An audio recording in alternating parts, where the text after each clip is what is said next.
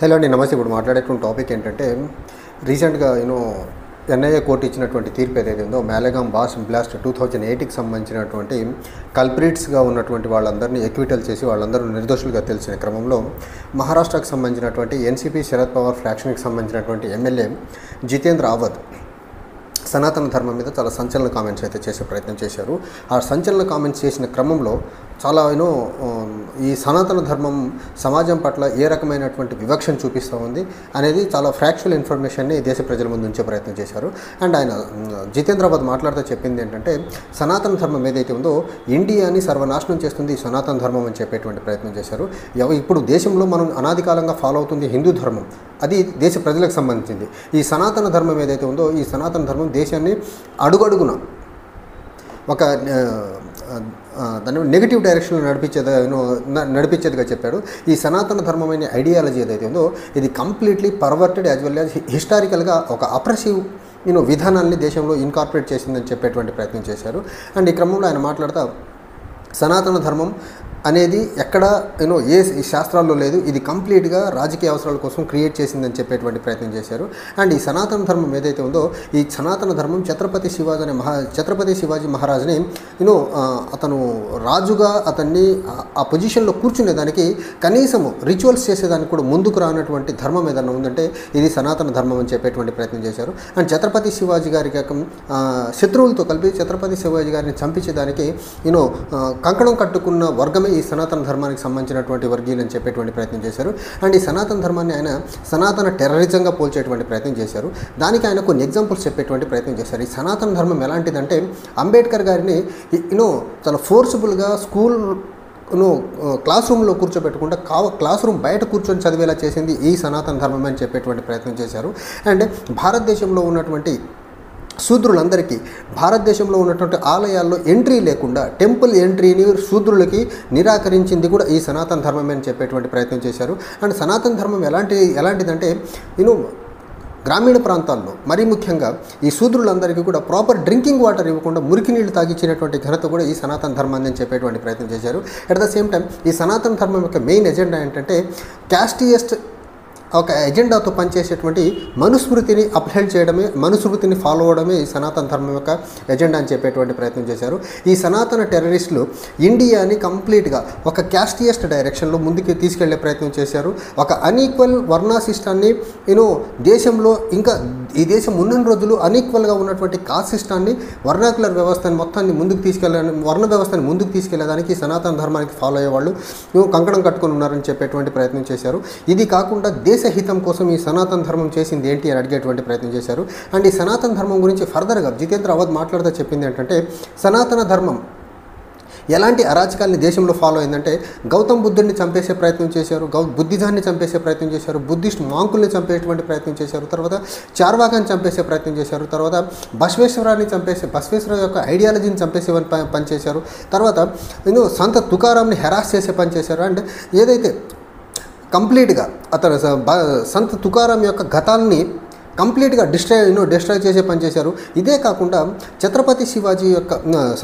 సంత తుకారాం యొక్క వ్యతిరేకులతో కలిసి సంత తుకారాంని చంపేదానికి ఈ సనాతన ధర్మాన్ని ఫాలో అయ్యే వాళ్ళు పూనుకున్నారని చెప్పేటువంటి ప్రయత్నం చేశారు. అట్ ద సేమ్ టైం నేను బిగినింగ్లో చెప్పినట్టు ఛత్రపతి శివాజీ యొక్క డిట్రాక్టర్స్తో కలిసి ఛత్రపతి శివాజీ యొక్క అపోనెంట్స్తో కలిసి ఛత్రపతి శివాజీ గారిని చంపేసేదానికి కూడా వీళ్ళు ముందు వెనక ఆలోచించినటువంటి ఈ సనాతనవాదులు అని చెప్పేటువంటి ప్రయత్నం చేశారు. తర్వాత ఎవరైతే మహాత్మా జ్యోతిబా పూలే మీద సోషల్ బాయ్కాట్ విధించి అతన్ని చంపేదానికి కూడా కిరాయి మూకల్ని ఆ రోజుల్లోనే 19th సెంచరీలోనే మహాత్మా జ్యోతిబా పూలే గారిని చంపేదానికి కిరాయి మూకల్ని అరేంజ్ చేసినటువంటి వాదులు ఈ సనాతనవాదులు అని చెప్పేటువంటి ప్రయత్నం చేశారు.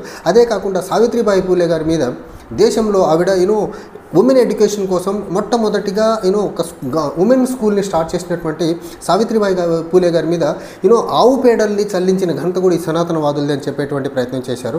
ఈ రకంగా చూసుకుంటూ పోతే రైట్ ఫ్రమ్ గౌతమ్ బుద్ధ నుంచి సావిత్రిబాయి పూలే వరకు జ్యోతిబా పూలే కానీ అంబేద్కర్ గారు కానివ్వండి, లేకపోతే సంత తుకారాం అవనివ్వండి, లేకపోతే చార్వాక అవనివ్వండి, బసవేశ్వర ఏ ఐడియాలజీ కూడా భారతదేశంలో బతకకుండా ఈ భయంకరమైనటువంటి ఒక కుల వ్యవస్థ కుల జాడ్యాన్ని పెంపొందించేటువంటి మనుస్మృతి ఆధారంగా నడిచేటువంటి ఈ సనాతన ధర్మాన్ని ముందుకు తీసుకెళ్ళటమే వీళ్ళ ఎజెండా అని చెప్పేటువంటి ప్రయత్నం చేశారు. అండ్ దీనికి సంబంధించి బీజేపీ నుంచి వస్తున్నటువంటి కౌంటర్ ఏంటంటే బీజేపీ యాజ్ యూజువల్గా మాట్లాడేటువంటి ఒక నిందారూపణలు. ఈ సంబిత్ పాత్ర బీజేపీ ఎంపీ మాట్లాడితే చెప్పేటువంటి మాట ఏంటంటే కంప్లీట్గా ఇతను జితేంద్ర అవధ్ మాట్లాడినటువంటి మాటలు ఏవైతే ఉన్నాయో ఇది కంప్లీట్గా సత్యానికి అగెనెస్ట్గా మాట్లాడుతుంది, శివుడికి అగెనెస్ట్గా మాట్లాడుతుంది అని చెప్పేటువంటి ప్రయత్నం చేశారు. ఇక్కడ కామెంట్ చేసింది ఎన్సీపీ శరద్ పవార్ ఫ్రాక్షన్కి సంబంధించినటువంటి ఎమ్మెల్యే.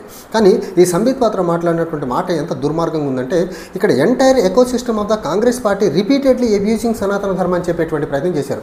ఇక్కడ సనాతన ధర్మం యొక్క రియాలిటీని దేశ ప్రజలకి తెలియజేసే ప్రయత్నం చేసింది ఎన్సీపీ శరద్ పవార్ ఫ్రాక్షన్కి సంబంధించినటువంటి ఎమ్మెల్యే. ఇక్కడ కాంగ్రెస్ పార్టీ ఎక్కడి నుంచి వచ్చింది అంటే భారతదేశంలో ఏ పార్టీకి సంబంధించినటువంటి ఏ ఎమ్మెల్యే అయినా లేకపోతే ఏ రాజకీయ నాయకుడైనా లేకపోతే భారతదేశానికి సంబంధించినటువంటి ఏ వ్యక్తి అయినా సరే ఈ సోకాల్డ్ సనాతన ధర్మం గురించి నిజాలు మాట్లాడితే వీళ్ళకు రుచించకపోతే అది దాన్ని కాంగ్రెస్ పార్టీకి అట్రిబ్యూట్ చేసే ప్రయత్నం చేస్తారనే దానికి best example BJP MP Sambit పాత్ర ఈ టోటల్ ఎపిసోడ్ మొత్తాన్ని కాంగ్రెస్ పార్టీకి అట్రిబ్యూట్ చేసే ప్రయత్నం ఏదైతే ఉందో ఇది చాలా దుర్మార్గం. అండ్ ఇంకోటి ఒక వ్యక్తి కావనివ్వండి, ఒక ఇండివిజువల్ అవ్వనివ్వండి, ఒక పార్టీలో ఉన్నటువంటి ఎమ్మెల్యే కావనివ్వండి, ఒక ఇండిపెండెంట్ థింకింగ్ అయితే ఉంటుంది. ఇప్పుడు జితేంద్ర అవధ్ మాట్లాడిన దాంట్లో తప్పేముంది? అంబేద్కర్ గారిని స్కూల్లోకి ఎంటర్ కానివ్వలేదు కదా, శూద్రుల్ని టెంపుల్లోకి రానివ్వలేదు కదా, శూద్రుల్ని మంచినీళ్ళు తాగే ఫెసిలిటీ లేకుండా చేసిన వాళ్ళు వీళ్ళే కదా, ఛత్రపతి శివాజీ గారి యొక్క పట్టాభిషేకానికి వ్యతిరేకించింది వీళ్ళే కదా. అంటే దేశంలో ఉన్నటువంటి రిఫార్మిస్టులు ఎంతమంది వచ్చినా రిఫార్మిస్టులు అందరినీ చంపడమో లేకపోతే ఆ వాదాన్ని లేకుండా చేసిందంతా ఈ సనాతనవాదులే కదా. సో ఈ నిజాలు మాట్లాడిన క్రమంలో ఇక్కడ అసత్యం ఎక్కడుంది? ఇంత సత్యాలు మాట్లాడుతూ ఉంటే సత్యానికి అగనెస్ట్గా మాట్లాడారు జితేంద్ర అవధ్ అని సంబిత్ పాత్ర. అండ్ బీజేపీకి సంబంధించినటువంటి ఇంకొక ఎమ్మెల్యే రామ్ కదమ్ అనేటువంటి వ్యక్తి మహారాష్ట్ర నుంచి ఉన్నారు. అతను కూడా ఈ పర్టికులర్ జితేంద్ర అవధ్ చేసినటువంటి కామెంట్స్ని అపీజ్మెంట్ పాలిటిక్స్ అని చెప్పేటువంటి మరి మాలేగాం బ్యాస్లో ఎక్విటైల్ అయిన వాళ్ళందరికీ వచ్చినటువంటి తీర్పు అది అపీజ్మెంట్ పాలిటిక్స్లో భాగంగా రాదా? అది అంటే ఎవరైతే సనాతన ధర్మానికి అగెనెస్ట్గా సనాతన ధర్మాల్లో ఉన్నటువంటి అరాచకాల గురించి మాట్లాడతారో లేకపోతే సొసైటీలో ఉన్నటువంటి ఇన్ఈక్వాలిటీని పెంపొందించే అంశాలు ఏవైతే సనాతన ధర్మం ద్వారా వచ్చాయని చెప్పబడుతున్నాయో వాటికి అగెనెస్ట్గా ఎవరన్నా మాట్లాడితే అపీజ్మెంట్ పాలిటిక్స్. కానీ బీజేపీ వాళ్ళు ఏం చేసినా అది రైట్ పాలిటిక్స్ అన్నట్టు వీళ్ళ విధానాలు చాలా చాలా క్లియర్గా కనిపిస్తున్నాయి. ఇంకో పక్క బీజేపీనే కాకుండా బీజేపీ మిత్రపక్షంగా ఉన్నటువంటి శివసేన షిండే ఫ్రాక్షన్కి సంబంధించిన వాళ్ళు కూడా చాలా దుర్మార్గంగా మాట్లాడే ప్రయత్నం చేశారు బీజేపీ వాళ్ళ దగ్గర గుడ్ మార్క్స్ కొట్టేదానికి.